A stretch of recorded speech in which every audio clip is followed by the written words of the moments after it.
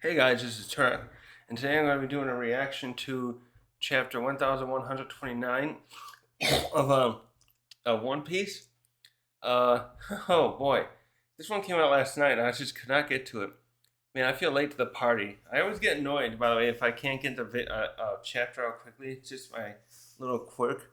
But I'm glad I didn't because I'm going to be trying to do a different thumbnail for this video. Rather than the way I've been doing it, which was kind of cheap and not really standing out. But anyways, uh, this chapter is quite good now because we get information about what's going on, and it's interesting. It was not what I expected, and there was something I forgot about with this one too. So we find out who the let me check something quick. Yeah, let's see that one. Yeah, well, yeah. So we find out who the Sun God is here, this so-called Sun God, and he's somebody that was shown up before on the cover story of something. I've forgotten about this because so I need to start reviewing all the cover stories and stuff like that, more of the supplemental content that Oda releases. Because this guy was probably something I saw back in 2019. From late 2018 through early 2019 is when I caught up reading the manga. And I haven't watched all the anime yet. Recently, I was just rewatching the beginning uh, of Wano because I enjoy the how well they present Kaido coming out. Anyways, where was I here? So I gotta get this one up. That out of here. So this guy, wait, where does he go? So in the last chapter, let's see. In the last chapter, after the Straw Hats had regrouped, they were trying to find a way to escape. They realized there was something funny going on, and they kept going. Actually, through Luffy's inability to think cautiously, they found out where they were, and that was that they were in an enclosure that and were being kept almost as pets by a giant in a giant Lego place. And they started meeting the other gods, which are generally just Albathian animals, meaning they're all much larger than anything we would see, which were like rats that were like bigger than probably as big as elephants or bigger, and a snake that what did I guess the size would? If the size of that snake would have been like several miles long, maybe not several, maybe 4 or 5 miles, if it was measured in by the metric, not the metric system, the way we do it in the U.S. I forget what they call it here, but so whatever that would be in kilometers. And at the end, they cut off a chopper, and at the end, as they were trying to escape, the Sun God returned, and we didn't see who he was except that he was a giant wearing a fashionable outfit. Well, kind of. His boots look cool. I mentioned they reminded me of Katakuri's boots. Oda likes to reuse certain outfits and things like that. I noticed. Like, I wonder if there was any correlation purposely meant to be there with Doflamingo and Kaido's wearing those kind of feathery looking cape things. But we'll see something. There's something else that relating here that I was looking up before my review with how this who this giant is, and he has a design that's related, similar to another character from One Piece. So at the end there, the giant came in. The Sun God came in as Luffy and the others were combating the Temple Guardians, but really are just these animals meant to. I don't know if there must be the Sun God's pet, and it does seem he keeps them in there to scare off people from who may attempt to get out to go stay inside.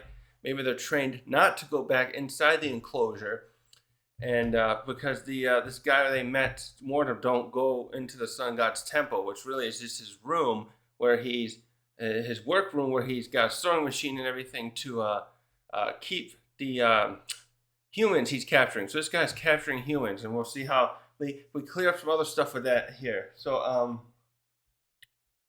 let's see.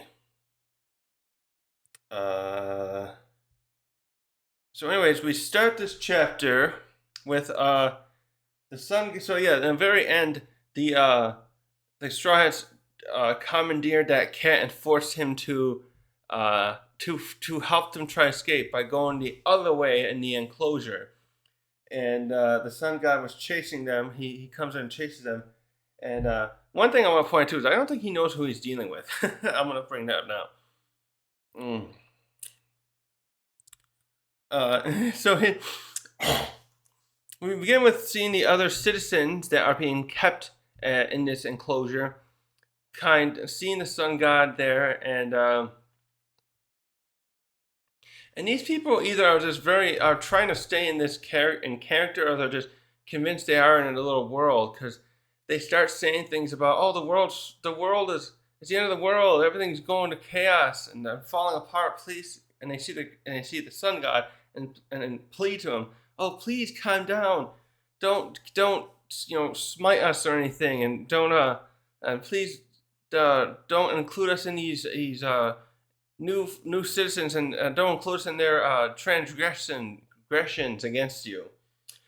So I think I should bring this down just a little. Wait a minute, 1 second. Just a little, and bring this up just a little. No, I'll just bring that up and that up. There, how's that? No, I'll bring it up a little more and just bring this down. There. So they, because I want to make sure you can see my face. Unless you don't want to look at it. And so the Sun God, I'm gonna keep calling that until we get his name, because I know who he is now. I got the reveal through teching. He had a video the other day about this, and I didn't realize it was related to this. I watched a tiny portion of that, by the way, just to figure out what's going on. That's how I figured out how he was someone I saw. But I'll get to that reveal later. So this Sun God too, by the way, is keeping up a charade to the humans there that he is a god. And there's nothing there I want to point out later. Like, he seems to have a little bit of a god complex, literally a god complex. And he hopefully investigate that more. Oh, that's right. So when they talk about the flames, they talk about the end of the world. Part of that is there was a fireplace in the workroom, and when Luffy and the others defended themselves against the pets in there, they accidentally started a fire. The fire getting spread around, and now it's going into the enclosure, and that's why the other citizens there are freaking out, because they don't want to die from a fire. So, but the Sun God starts by going into the room, and you start seeing that his god complex in the charade, and he yells to the Straw Hats, "I shall never forgive you for this. And he calls them you living dolls," in his translation. So right there, we're seeing how he's treating them as dolls. So that's also a evidence of him not being really a god, and he should just call them, like, what would be a good word to see a god call you? What word might come later? And here, the next point, he's like, "I won't forgive you for demolishing my room." And he doesn't finish it. He's like, "Oh wait, my temple, I mean."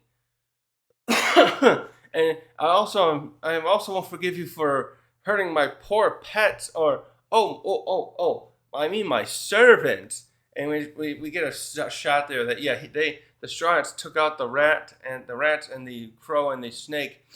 There were a few rats actually. And so we see one rat, one snake, and the crow's wing behind him, and the stairs and everything got crushed too. So he's walking in there. What was he holding before? Did he have a shield? Yeah, that's right. He has a shield. That's right. I think I forgot to mention that in the other review, the last week's review. That because it doesn't.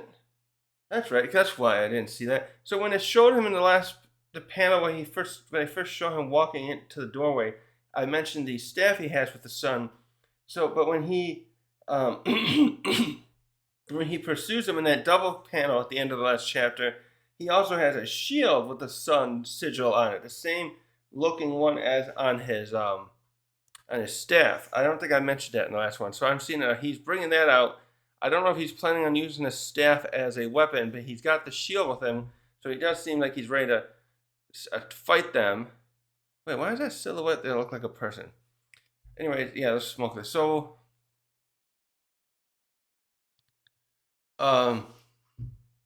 who's saying that? So now we go to the Straw Hats, and they're continuing their flight with the Wait, where is that thing with the cat's name? Hold on a sec. One sec. Here we go.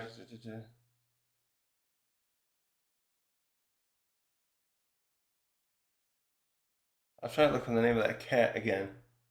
East Cat. It is still East Cat. So the fleeing with the cat. The cat is more afraid. Basically, the cat's more afraid of them than the Sun God. I'm surprised with the Sun God here. He hasn't like regained some of his courage to like turn on them, but he must be really. Maybe he realizes that the strength of Luffy and the others is greater than the Sun God, so he's still fleeing. And the Straw Hats start commenting on the Sun God, and Nami's just like, "Oh God, this guy seems really scary." And one of them says he seems more like he's a demon than a god. I think that's Zoro or Sanji. And they're commenting on his appearance. I don't think they've realized that he's just wearing a moose skull over his head. And then Sanji's noticing, oh God, all the town seems to be shaking now. And Luffy's like, oh wait, this place is all just blocks, really? So I think the shaking is to my mind, that means that because the Sun God's running in there, this place, the foundations or whatever's holding it up, it's almost like, I bet this place isn't really meant to hold his weight. Maybe he has a way where he suspends himself. I think I said that last time too, where he, over the place, he probably has other entrances to get over and put the stuff together. So him running in there may not be good for the foundations of it. And there may not be any like a solid floor underneath to support it. And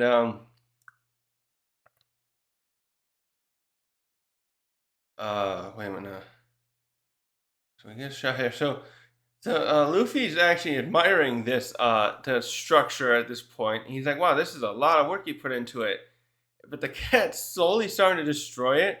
But Luffy's saying, oh, we should try not to destroy everything. It looked like he put a lot of work in it. So he's trying not to. And Luffy's really not grasping the situation. This guy wants to keep them in there forever, I think. Or maybe he does, but he's just like, okay, well, we gotta escape, but let's not destroy everything. But East Cat is running so fast, and he's like got his eyes closed, and as he's fleeing in fear that he is starting to destroy structures of the town. So we get our first nice double panel spread here. And wait a minute, let me get rid of that.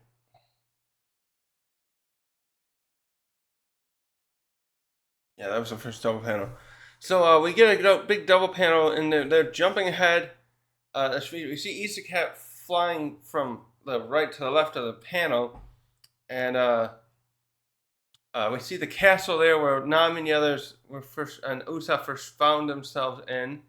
Actually, that's something. Was he intending to feed them to East Cat? Didn't they say something about that? How he'd be hungry, or the hedgehog would be hungry?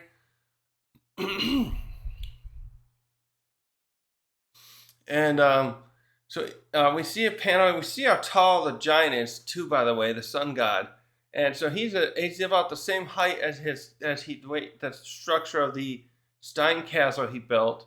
Well, not just a castle; it's built upon Legos that are like creating a artificial mountain cliff area.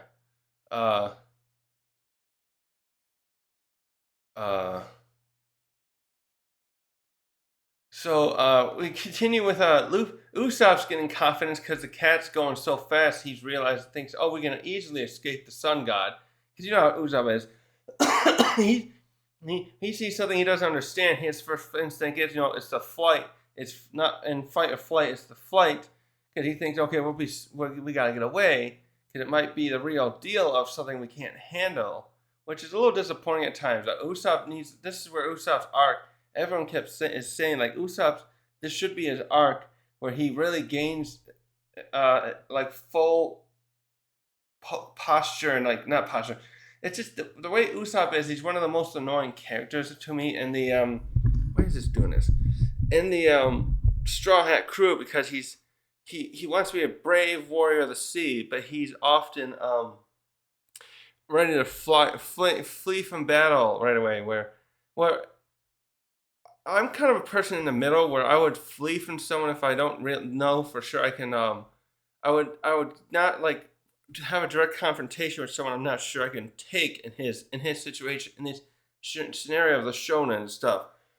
Usopp and Zoro, even Sanji, I think, would like immediately just stand there because they know it's dangerous to turn your back on someone, which is true too.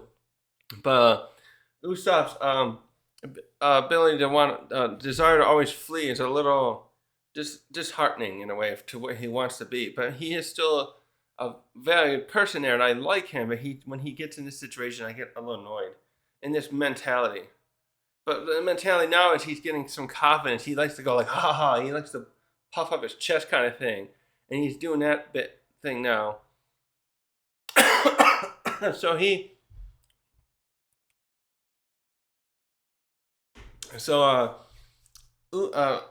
Luffy's wondering where we're going to be going now. Wait, why is this part? Something's wrong with the translation here. So Luffy's asking first, like, where are we going? And I feel like something's missing here because Usopp tells Nami, "Hey, we should listen to Luffy." Oh, he's probably saying, "Oh, I think what's going on here. The translation's off." Where he's saying to Nami, "Nami, where are we heading for now?" But in the next panel, Nami just throws away the blueprints, and Usopp sees that and like, "Nami, don't do that. We need those." But she confidently says, "Oh, don't worry. I memorized them."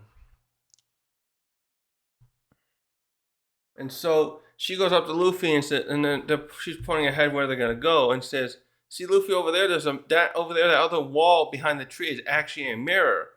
We saw the door, so we can see another door over there." Oh yeah, you can see a silhouette of a door. So there's a silhouette of another door over there.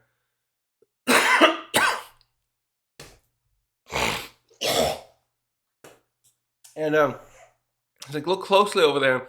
It's right behind those clouds, which I think are actually just cotton. And Luffy starts seeing, as now he starts pointing out these parts that show that this world isn't real. Luffy's starting to like realize, oh, you're right. This isn't really a real world. It's all just the fake Legos, like we were saying. So then the others comment on that too. Zoro's like, oh, this place appears to be very large, but it's actually just a room of a giant. So, he's saying like it's just maybe like a longer room, but not still just a room than the last one, but it's not really that huge. And then Chopper's like, oh, you're right. And then Sanji points out the obvious too. Oh, the horizon has some, with the mirrors and stuff, makes the horizon seem endless. And Nami continues by saying, that's right. So it shouldn't be too much further for us to reach the other end of the wall and crash through to escape. And we get a nice little map of the overview from a top-down view in this position here. We see his work, the Sun God's workroom. So the way that's laid out is on the right of it is the doorway. The room is a rectangle, and it's laid sideways in the map. And the door's on the right, and the fireplace is against the bottom area, and there's all the shelves and stuff to the far end, and the door's on the top part of it. And above that is the enclosure, and that's in a square shape. And we can see that it has a giant path in the middle, leading from the entrance between the workroom and the room enclosure that goes straight up toward the Yggdrasil model on the other side, where the door's somewhere over there. And we can see some of the town things, and the castle was on the right side. And and we get an idea. We see that, and then Oda has drawn an arrow showing the direction where they're moving, and at this point, they're basically in the middle of the entire enclosure, in the middle of the road too. The middle part of the road in this distance from the one door to the tree. Actually, for fun, I noticed Oda drew the Jormungandr and especially and the other stuff in the room all laid out. Like you see the snake laying out, knocked out, the table all messed up, stools over. I think you can see the crow's wing as well. So, wait a minute. So now we finish it off by saying, from what I can tell on the map, we've basically already crossed halfway through this area. So now we get back to the Sun God, and he's like fed up with these guys, and he's ready to catch. He's preparing a way to catch the Straw Hats, and his intent is he pulls out his Wait, let me pull it up again. How did he do that? Right. So it turns out the staff. I was thinking about the staff as a weapon earlier, but I forgot. I didn't look closer at this. But the staff is in fact a net, and in the middle of the sigil, he attaches or pulls out in a way somehow a net. The staff has a long handle to it, so now he can have like a large net, like you see with those classic cartoons with the dog catcher. And he starts talking to him and saying, you think you can believe everything in those blueprints? Sorry, but you are mistaken.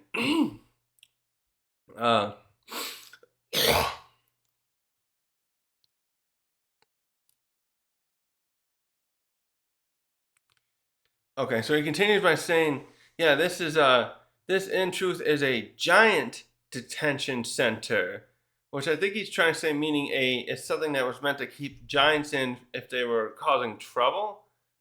So it's detention center makes you think like a small jail cell, basically, because like we said, the size of it isn't very big.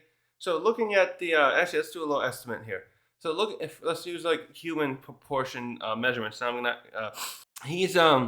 his room looks like it's about 18, 20 feet long, and by 10 feet wide, 20 by 10, something like that, I'm gonna say. So this other room is probably, it's a little longer maybe actually. It's something like 20, 25 feet long by the same 20 by 20 feet wide. No, it's gotta be longer. It's maybe 30 by 20 feet if we were using human proportions. So he actually have something else to note here is he speaks in a weird way. And Sanji mentioned, he's like speaking like a samurai. He like when he uses that comment about the giant center, says he first uses the word verily. This place is in truth a giant detention center. So just to bring that up.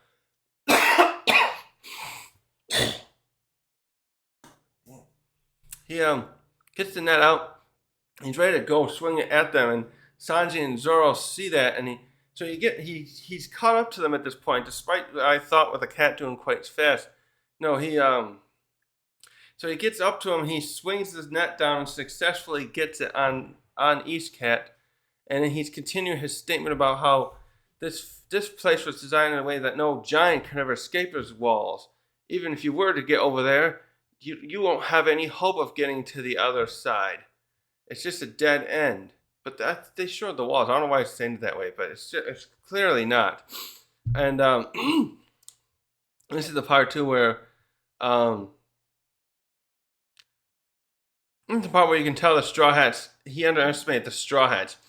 So we get to a point where a view where we see the other citizens saying, looking at what's going on, what's going on here? Why is the East Cat running away and carrying these other people? And meanwhile, one of the Straw Hats are like, East Cat, you keep running. But you can see this net is made of some very, I think it's supposed to be made of steel. So he did not think, metal wires, they say. He used some kind of metal material to make the net. And so in most circumstances, no one would be able to escape from this. So, but once the Straw Hats realize they gotta get out of this, and them and the cat are captured, Zoro and Sanji prep up themselves and break through it easily. So Zoro pulls out what looks like Enma. I don't think that's Enma, not was that, no, because he usually pulls Enma out for, no wait, that might be, I gotta check again. Is that Enma or Kitetsu the Third? No, it's Kitetsu, right? Because he usually puts Kitetsu in his left hand, and he pulls Kitetsu out. So he doesn't even need Enma or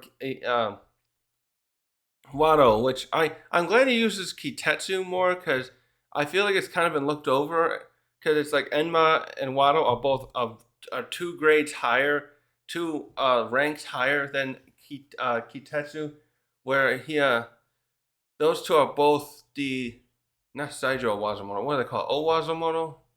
Ryo Wazumono? I forget, it's the second highest grade. And Kitetsu is just the Wazumono, or is that whatever the lowest one is. I forget the names of them off the top of my head. And I like seeing him use that one more because it's like one of the earliest ones he got, and I think it's still the coolest. Enma's cool too in its own way, and Wano's of course his first sword, his main important sword, and also, like I said, the same grade as Enma. But seeing him use Kitetsu is my favorite to see him pull out. Even though I'm not a fan of the red color, though, I like the look of the guard. In some ways, I like it better. I like it better because I think it matches his temperament better. It's a kind of a wild sword the way he is. Enma kind of matches that in its own way and wants to suck out all your haki if you let it, and basically drain you. So, anyways, so that they successfully make it that they easily, like I said, cut the net out. The net open, and so they're still hanging on. We still got like Nami and the others hanging on, and the cat continues to run once he is freed by Sanji and Zoro's attack, and this surprises the Sun God. And he's like, "Wait a minute, how did they break through that?" So I want to stop there a little bit. And point out that this guy is a giant, and this character reminds me a lot of the Fishmen, both Arlong and Horty, and their subordinates, in that they do not really realize how the full extent that humans are much stronger than their appearance would give way to. So we obviously have characters like Kaido, Big Mom, and Whitebeard that are very large and very strong, but even under that point, you had like the other giant, the Vice Admiral, I think his name was John Giant, who tried to go after Whitebeard and thought he would have a chance because he's a good 5 times or more taller than Whitebeard, but he stood no chance. And it's just like, yeah, and you always get these characters like that, and I'm like, dude, do your homework. So they keep going ahead, and he's like, you guys better stop now. If you can't escape, ahead is the domain of the mighty Ear God. So he's still trying to scare them with the idea that these things, animals who are his pets, are gods. But now there are other people, other citizens in his enclosure, his prisoners. A couple of them are like, "Oh, great, Sun God! Unfortunately, the Ear God is dead. We found his body burnt to a crisp earlier. We can't figure out what caused it, though." And then they keep going on about they really believe they're in a domain of a god. Because they think, oh my gosh, this misfortune started then and now it's getting worse. Now there's cracks in the sky. This day must be cursed. And so this really aggravates the Sun God. He's like, ugh. And he's thinking to himself, they beat it? There's no way they could beat a carnivorous rabbit. And we get a little silhouette of it. Not silhouette. Oda draws it for us. So this thing was a carnivorous bunny. We see it. It's like has a face that has this broad mouth and really sharp teeth, including 2 tusk-like ones that come up. And he's wearing a little helmet. His ears popping through. I'm glad Oda went to the trouble though to give him a look. So now we see why it was so dangerous, though. This thing was a pet that would probably eat the people coming there. So he must have had it there as a way to keep people from trying to poke around that end of his enclosure.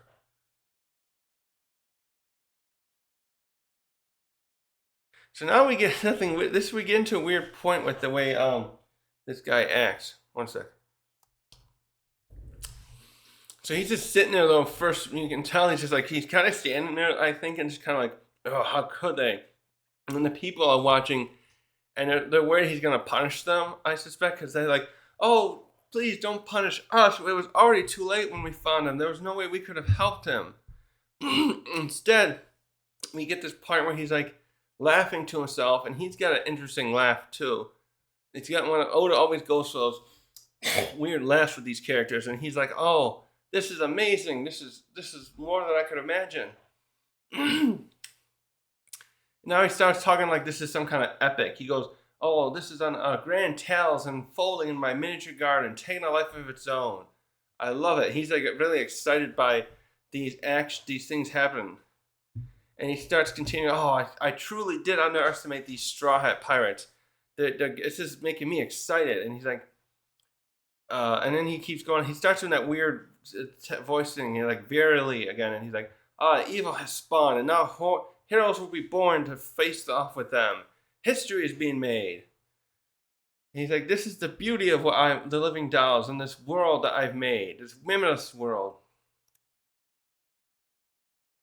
So now we switch to some people who probably understand what the situation they're in and what's going on to some extent, because some of them start saying, or are they thinking to themselves too, like, "This is our only chance. Let's get the hell out of here with that door's open." Start telling the others. And the Straw Hats are watching his maniacal actions, and they're like, "What the hell is that guy on about?" Um, okay, so now this is where we're gonna get. We start hinting at who he is. He's like, first he ends off his little dramatized statements by saying, "Oh, this is a living drama playing out in the palm of my hand." And he's like, "Haruden may recognize you, but I don't. Let's see what else you guys can do." So I'll stop there and briefly go in that this guy is a giant that knows Haruden, I think I'm saying it right, who is the Randy Savage appearance giant that Luffy fought at the Coliseum in Dressrosa to get the Mira fruit. And he ended up being saved by Usopp, and then he joined up with the Straw Hats as like a subordinate to Luffy, along with Cavendish and Bartolomeo. And he, so, quick recap, I'll go into that a little bit, is that in the chapter of, one of the chapters during, I think it's a Big Mom flashback, right? That this guy is someone who knows Haruden, is a younger generation of the Giants. And I'll get more to it later, actually. Actually, I should get that. Okay, so sorry, where was I here? Get this up. So see that. So we go back to Straw Hats, and Usopp. Usopp decides to try and see where the exit is. I thought they showed a door there before. Maybe there's just an illusion then. There was clearly in when Nami points to the right of, we see Yggdrasil earlier, and to the right it looked like a silhouette of a door. So I thought that was another door from an exit, but maybe he aimed for somewhere else. Usopp takes one of his attacks, his bomb attacks, and he shoots it over there ahead of them, and we get a great illustration of the destruction. It creates a big skull bomb thing. Almost looks like a little nuke from the way Oda draws it, and like in this size, like because we see that the skull thing is like almost twice or more the height of this sun god here, and creates a big explosion there. And so from this we see that this sun god wasn't joking, that this place is reinforced to some degree, where he was talking about no giant will be able to escape from it. And so what we see though is Usopp's attack though did do some damage to it, breaks the mirror up just to the left of Yggdrasil, it looks like, and we see behind it like concrete looking blocks all there. And they're all smoked up from the attack, but they haven't been busted. And then Usopp's like, "Oh, I don't think we can get through. I broke the mirror, but that wall took it easily." But then this is like gets Luffy all excited. He's like, "Oh, leave it to me. I'll take care of it." And now we see the Sun God again going, "Ha ha ha! This is like quite the chapter of the story. I can't get enough. These weaklings, they're gonna try against fate and try to escape, even though they know it's futile." And he keeps going on. Yes, their hollow despair and everything were showcases of what. He just keeps going on like this. So he's like doing a little story, and he's speaking it aloud because he continues. And we see more of his eyes again here. He's like, setbacks, disappointments. This is what we need to create character development.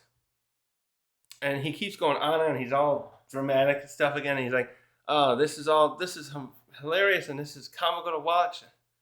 Uh, and he continues to say, like, I'm glad you guys came here. You've brought much entertainment to me. And he lists off their names, so he knows who they are, and we'll get to that in a little bit. And the others point that out, like Nami's listening. He's like, wait a minute, how does he know our name? And also, he uses something at the end, a tasso. I should look that up. He after each of the words, he uses the word tasso. I guess I should have looked that up. I don't know. I'll have to look that up. Maybe put something in the post chapter and that thing. But I can't find it. I'll listen to Tech and the others and some other reviews later to see what that means. But to continue, he's Luffy now gets a gear 3rd ready. Oh, he says gear 4th, but I think this is messing up again. I think there's a translation problem here with Oda in flying to Kongun, because it says Kongun, but it looks more like Elephant Gun, because he doesn't fully transform. I don't know if this is supposed to imply he's can partially use this. I think that's what's going on here. I wonder if Oda is implying here that now Luffy, now that he's awakened his fruit, now that it's easier to go to that, can though now power up his self, so he's not really he's tapping into his. So gear 3rd is very strong. And I always thought, like, with Gear 4th, he was basically using the similar attacks with Kongon and King Kongon, because he had those other ones. What was it? Grizzly Magnum or Elephant Gun? He had those other big attacks and big punches that he uses. And I'm thinking maybe he can, like, tap these attacks are actually stronger, and now he's somehow doing that but he doesn't fully transform. That's the interesting part there we have to bring up. So Luffy's like, okay, I'm gonna just punch through this thing. It's time for a little gear 4th. That's right. I think that translation might be accurate here. So he starts doing it in a way. He pulls his fist back. I can't demonstrate in the camera right. It's like going. Oh, I have to do it with this one. It's going behind him, and he's got the hockey, and I can see how this is a little different though too. So he's doing it like this is similar to what he does with gear 3rd, but he is retracting his fist into his wrist. So I can see how that's different now. He's stretching it and retracting it so that when he's gonna bring it forward, but then at the end he can like his fist will come popping out with more added momentum to bust through whatever's in front of him.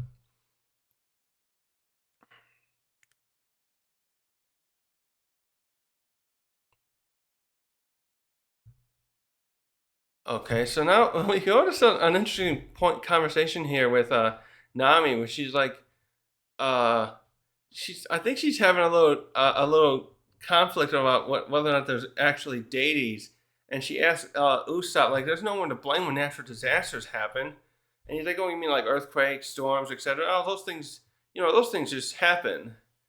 Um, uh, And so she's like, yeah, well, I'm glad because this guy's pissing me off.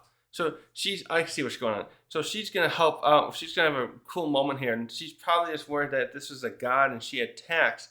It would what do you call it? She's worried about repercussions of angering a god. She's like, he's really pissed me off. So she's like getting really angry and like she wants to do something. And Usopp's like, whoa, you better be careful. Oh, this is still a giant. And again, she starts getting angry. Usopp overhears it and like, oh, Nami, I agree with your rage. And actually, this face is kind of weird. He's like angry. He's like, I'll never forgive him for making you upset. I can't. And then this is him. Oh God. Sanji says, oh, and I can't stop thinking about how he dressed you up. So he's just upset though because that means this guy undressed her and put the other clothes on. So Sanji's mad because she was undressed in front of someone else, and it wasn't him able to, or maybe because maybe he's upset from his mind. He wanted to be there to watch or something. Sanji just continues to give me these creepy vibes here, which is why I don't like this version of him.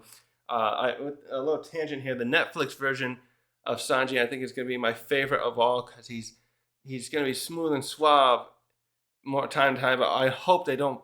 I pray to some God that they don't make him creepy this way.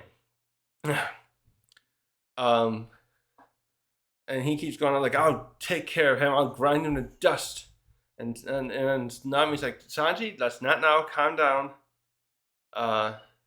And she says, besides, I have a way for him to make him to feel some divine retribution. So now we stop a bit though and get a flashback. Actually, we get the sun. So as they're talking though, the sun god's still there watching them continue to go on, and I guess he's just waiting. Now that the net failed, he's just watching them there. It doesn't look like he's kind of stopped where he was last, and he has not approaching them. He's probably waiting to see what they'll try to do to get through the wall. And so we go into a flashback, and this is where we see what this guy looks like.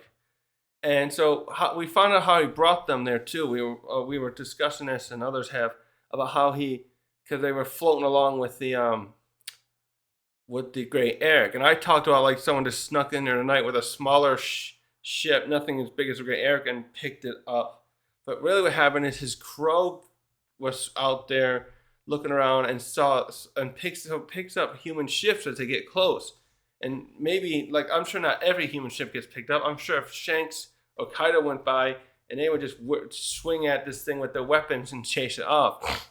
But since everyone was asleep, no one was standing guard, because they probably were all sleeping after that party. They didn't see this happen. So we get a background look of this guy first, and we see he's got long hair and he's got a striped cape. And he's like, the crow's coming up to him with the sunny, and he's like, "Oh, Mugen, what you got now?" And then the next panel, he's looking at the deck of the ship, and he sees what they have Usopp, Chopper, and Luffy there, and he's like, "Wait, that's the Straw Hat crew." And he's like, "Wait, I heard they were with the giant pirates." And so now we see this guy's face. Now I'll have to stop here. I'm gonna stop here a second. So this guy is someone that we've seen before. I forgot about this, like I said earlier. He's a member of Haruden's group, and he is a giant. What is he? The Navigator, I think. I have the chapter pull up here too. He was shown on the cover of chapter 898, and he's the thing too is funny about him is he has an appearance that's very similar to what's his name? Kabaji. He's very similar to Kabaji with the hair swept over his face. Well, the image I see here, Kabaji has it over his left eye, and this guy has it over his right, and his hair looks more curly than straight. And he's decked out with more armor and stuff. He's got a large sword in his hand, and he's yeah. So this is part of the what I think I was watching a bit of Tekking's video, because Tekking had a theory video, and he's correct, so it'll be funny to see where he brings it up. He guessed this correctly. This guy, and what's his name? Roto? Yeah, Roto. And also, if I'm understanding this cover page right, he may have been, like Haruden, they may have been working for Buggy for a while. Maybe I think there's 5 of them. I'll look later. But there was a group of them that are new generation of giants that formed a pirate crew together. You know, we got the ship. There was a shipwright, a doctor, and him as a navigator, and a few others. And I think they all left Buggy's crew, his business. I should say, his delivery business, around the time right before the warlord system was even removed from the status. And so we get back to this flashback too. So we finished this part of the flashback where he's saying. It jumps around a little bit. So he's like, "Oh, they're fast asleep. Oh, if they came from Egghead, they must have gone through the sleeping mist belt. So there's something there on the way there that causes people to sleep." I guess the party wasn't enough to well, Luffy probably wouldn't drink anyway, so that makes sense. Something, the sleeping mist put them out, knocked them all out.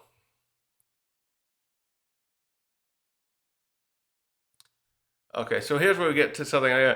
So we get a brief panel where we don't see much talk. We see him and Haruden, and this must have been where Haruden told him, "I have decided to join and be a subordinate to the Straw Hat crew. He saved my life. I recognize his strength because he got knocked out." And you can see in that point that Roto was not pleased with this decision by Haruden. He probably looked up to Haruden because Haruden, if I remember, is supposed to be the captain of this group, and this guy's a navigator. Now it seems like he must have lost a lot of respect for. Actually, he said it directly for Haruden for leaving and being a subordinate to a human. So actually, that's something interesting there too. I have a feeling we'll see some more of that with the Giants in general, because many of them joined the Marines and our officers there, like John Giant. We saw maybe 10 of them or so that were there at Marineford to help fight off Whitebeard. I bet there's something there to be spoken of later about the pride here, and he brings it up, the pride of a giant serving humans, because again, in this case, it makes a lot more sense in Fishman. Also, though, because they're an isolated country to some degree, I feel like they haven't been out enough to realize there are strong people like Mihawk or Whitebeard. I'll get more into that. So we go back to the first part of the flashback where he's realizing he has the Straw Hats and he's talking aloud to himself. He starts telling us information here like, I can't believe I caught you. You're the guys that Haruden joined all by himself. And he tried to tell the rest of his crew, we should serve you, Straw Hat Luffy. And he's like, phooey, I wouldn't. Why should Elbaf's strongest warriors follow teeny humans? Has Haruden have any pride?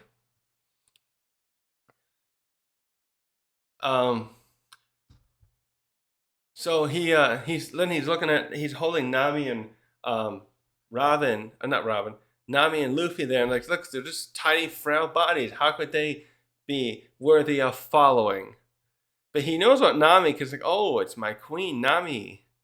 And the last thing we get though is that they're beginning to wake up, and he has one of those pump things, and he puts this gas over them to make sure they stay asleep. And at this point, they're still wearing their outfits, their normal outfits. This is before he changed them. So he puts them back to sleep, and in the last panel, it's just him with this creepy look at him, like, haha. When you're in for a surprise, right? Bring you when you wake up. So he truly underestimated them, though. Now we go back. Also, by the way, I found he's wearing his outfit. So if you go to in 898, the outfit I was describing to you, he's wearing that here too. He's not wearing that Sun God outfit. The way he has a big, kind of a long draping cloak, the frilly, feathery thing, and the head thing. So he has a cape there with that. He has that striped cape, but not that other cloak. So we go back to the present, though. The flashback's over. We get that stuff with him. And he's like, and he's like, he's still gloating. He's still underestimating. I was like, you guys have no clue where you are. So why don't you just stay here and run wild as you please? And then but you also will have to serve me. But as he's doing this and gloating and thinking about this, Nami has prepared her attack. She summoned Zeus, and he's formed himself into a huge cloud across the expanse of the room, it looks like. And she says, Zeus, you ready? And he's up there like, yeah, I'm ready now. And he's got that, Zeus looks awesome. He's got that, he's grinning, and he's got these big, almost evil eyes. And said, go ahead. And Nami says, go for it.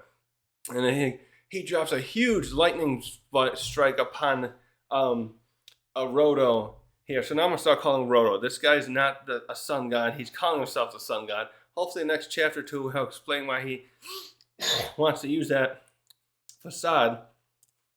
We get a huge shot of him getting struck down with a huge lightning bolt. And then we go to the view of the people.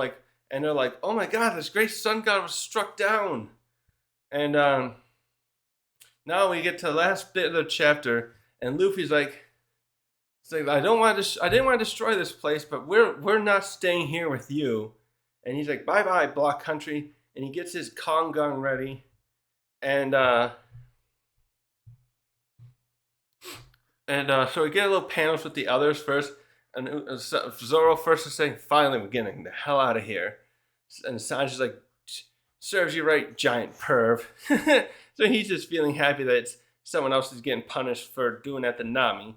And then Usopp's praying like this, and he's like, I hope this is the way out to get outside to actual Elbaf.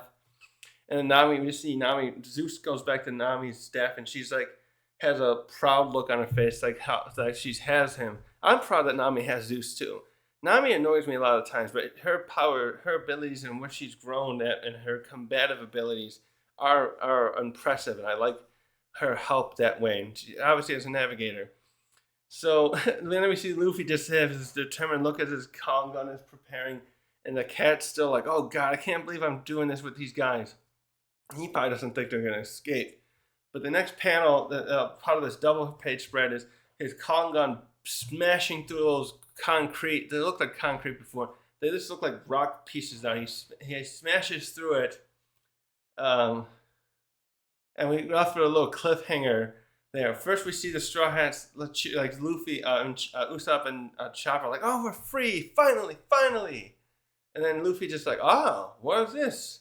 kind of thing, and we can't see it. It ends right there. Shoot. And I don't think there's a break though. Oh, holy shit, that was a good chapter. And there's so much here. I gotta go through the giant stuff again now to follow up. So this Roto character, another thing with his face too, is that he likes to wear a scarf thing, and I think Hibachi was like that too, but it reminds me more of how Katakuri has it around his face. It just goes around his mouth a little bit. You can't see his mouth. It's just I'm gonna have to block the mic, my mouth from mic, but it's around it. You just see his nose. So it just blocks around his nose. So this guy though, it looks like he likes Nami. Yeah, he does have a little creepiness there, but there's something here too. He knows the Straw Hats because Haruden must have told him. Maybe Haruden went out to sea to meet with his crew. That sounds like what that happened. So I bet Haruden once he probably went to Dressrosa and the others didn't join him there. He went in alone and wanted to join up in the Coliseum to get the Mara fruit. And maybe the others like, yeah, you should do that. You should be the one to have that devil fruit. By the way, that's something else. I don't think we've seen a giant with a devil fruit yet, unless something's in the movies, because I haven't watched all those. That'll be something interesting, because we when we go back first, yeah. So Haruden probably joined the Coliseum to get a devil fruit, to get Ace's devil fruit, because he wanted to have that to bolster his strength of his crew. So he's got like 4 or 5 members, I believe it is, and so he's just got his own little crew. That's like the size like Luffy had in the beginning. We saw that Blackbeard had in the beginning, and they're probably sent out to sea to try and establish themselves. And I think they call themselves a new giant.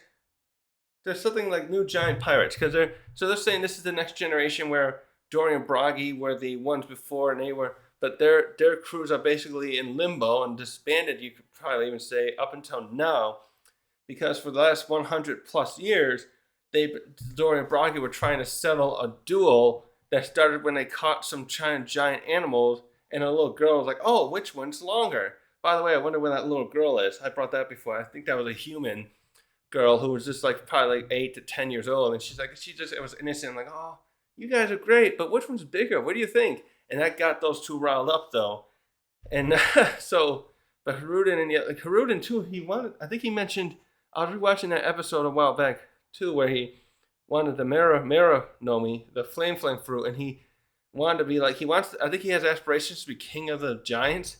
So maybe there's a thing there where they can fight amongst each other. Whoever's the strongest is the king.